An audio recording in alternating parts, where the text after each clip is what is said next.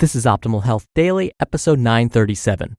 3 Tools to Set Yourself Up for a Win by Kate Galliett of the Unbreakablebody.com. And I'm Dr. Neil. Hello, happy Tuesday, and welcome back to Optimal Health Daily, where I simply read to you from the best health and fitness blogs for free. I cover fitness, nutrition, stress management, weight management, and lots more, just like an audiobook, but from a bunch of different authors, and always with permission from the sites. Oh, and I should mention, on Fridays, I answer your questions. You can send one in at oldpodcast.com/ask. I thank you in advance for sending your questions. I love listening to and responding to them. But since it's not Friday yet, let's hear today's article and continue optimizing your life. 3 Tools to Set Yourself Up for a Win by Kate Galliett of the Unbreakablebody.com. Which of these sounds like you when it comes to working towards a goal? You go big, deep, and all in on day one. You have a sharp increase in the amount of workouts you do and an equally sharp increase in your workout intensity and volume. Put another way, it's full steam ahead from the start. No ramp up, no subtle adaptations, just dragging your body for the ride whether it likes it or not. Or maybe you're someone who knows you want to achieve a specific goal, but you struggle to figure out the path to ensuring you get to declare a win for that goal. Having coached people to their fitness and athletic goals for nearly 20 years now, I've gathered a lot of experience crafting the process for my students, from day one to day goal achieved. And I noticed something interesting when talking with my students about their expectations of the work that lay before them versus the reality of it. It does take work to get to a goal, but most of my students' initial impressions were that they needed to do a Herculean amount of work right off the bat and every day until they reached their goal. But this just isn't true. No matter what abilities you need to build to reach this goal of yours, be it active range of motion, cardiovascular endurance, muscular strength, technique of a sport or skill, or anything else, the path to successfully doing this requires progressive loading of the variables involved. Put another way, you need to do the right work at the right intensity in the right progression at the right time. But beyond doing the right work at the right time, there are 3 important tools you can use to set yourself up to win. These 3 tools make the program you're doing work better, they make your process go smoother, and they can even help you avoid wasting time on things by tuning into what matters most. Let's dive into 3 tools you can use to set yourself up to win. Tool number 1. Break your goal down into small building blocks. You've got to know what goes into the thing you're trying to achieve. Sure, the end goal might be hold a handstand or complete the marathon. But what are the building blocks that make up your ability to do the end goal? In the case of running a marathon, your foot muscles are a building block, as are the mobility of your ankles, knees, and hips. Your full body muscular strength is a building block, and so is your running or walking technique, and your gut tolerance to various calorie sources during the long runs, just to name a few.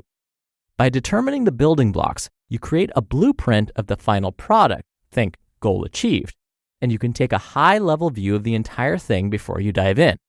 You can use that blueprint to create a checklist for yourself, so you're ticking the boxes as you work towards your goal. And ticking off success on the way to goals absolutely bolsters motivation to keep pressing forward. You can also use the blueprint to form a thoughtful training plan, either on your own or with the help of a coach. Now, here are a few questions to ask yourself as you determine what the building blocks are for your goal. What load does your body need to be able to withstand to achieve the goal? What positions do your joints need to be able to go into? What techniques do you need to learn? What parts of your body will take the brunt of the work and will need extra care? Tool number 2, assess your starting point accurately. Did you ever have an experience as a kid where you pretended to know something already, a piece of information or a skill of some kind, and then your friends or the teacher in class asked you a follow-up question about said info or skill, and now you were stuck because you definitely fibbed about where your knowledge or skill actually was? If you're not able to tick the boxes on your building blocks, why would you train as if you've ticked them already? Doing so will eventually come back to bite you. I know it can be exciting to dive right into the big, aggressive, flashy-looking training drills or practices you see those experts that you admire doing, but you are not them, and they are not at your point in the journey. If your goal is to do a handstand, the person you admire who can do a handstand quite well is nowhere near the same point in the journey as you. Assess your own unique starting point accurately by taking the building blocks you listed in tool number 1 and determining how much of each building block you do or do not have at this time. Assess your mental headspace. Know where your unique, most likely to botch things spots are and plan accordingly for them. Maybe you know you're a bit of a perfectionist and you know that the shadow side of that trait can trip you up if you're not paying attention. Tool number 3, be a good listener. Your body is always talking to you, giving you information. It's your choice whether you listen to it or not. Every signal your body receives, it responds to. Listening to those responses and participating and influencing them is how you join the conversation. The little ache that crops up, the newfound feeling of strength and how you picked up that box, the sensation in your knee after you took a little slip in the yard last week. These are all responses to signals your body received. Because you'll be imparting a lot of signals on your body as you work towards your goal, it pays to tune in to how your body responds. Sometimes your body will respond as you expected.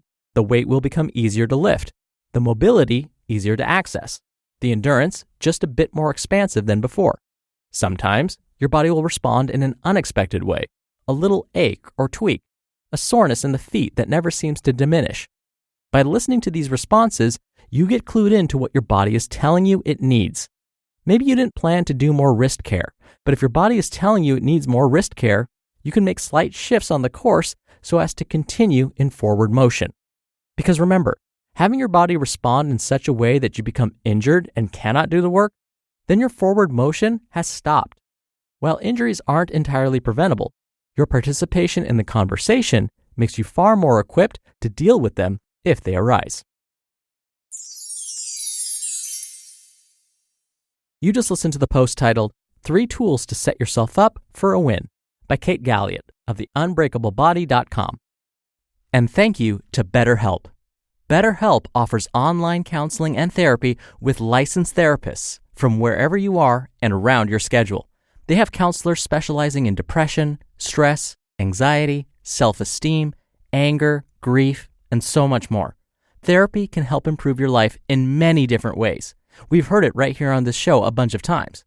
BetterHelp makes it super convenient in that there are 4 communication modes: text, chat, phone, and video, and available worldwide.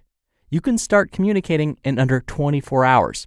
Anything you share is confidential, and it's not a crisis line. This is professional counseling and therapy with licensed therapists, which is super important, but actually affordable, with financial aid available. Best of all, it's a truly affordable option. Optimal Health Daily listeners get 10% off your first month with discount code OHD. So, why not get started today? Go to betterhelp.com/OHD. Simply fill out a questionnaire to help them assess your needs and get matched with a counselor you'll love. That's betterhelp.com/OHD. Dr. Neil here for my commentary. I've definitely been one of those who has ignored the signals my body is trying to tell me. Sometimes it's hard to know whether you're just feeling lazy, whether these signals are really your body telling you something, or is your head just getting in the way and telling you can't do this. Sometimes I know it's hard to tell the difference. But what I would say, and especially when it comes to workouts and trying to get fit, is err on the side of caution. Just yesterday, in fact, my brain was telling me that I was going to do a high volume workout. One component of that workout was doing deadlifts, 100 reps, at my body weight.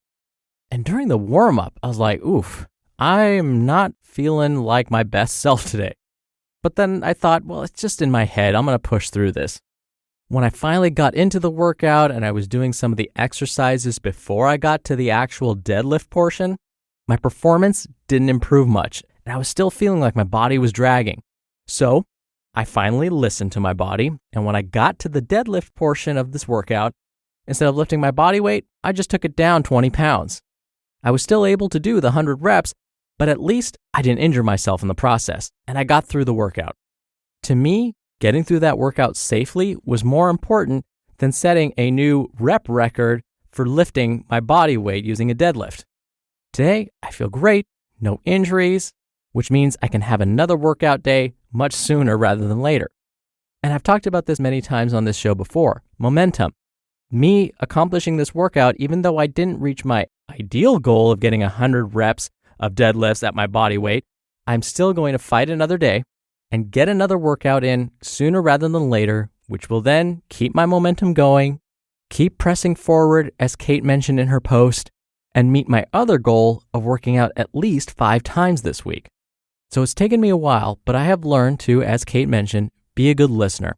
Because as Cosmo Kramer once said on the hit television show Seinfeld, you don't argue with the body, Jerry. That's an argument you can't win. All right, that's enough out of me. Thank you for being here. Thank you for listening every day.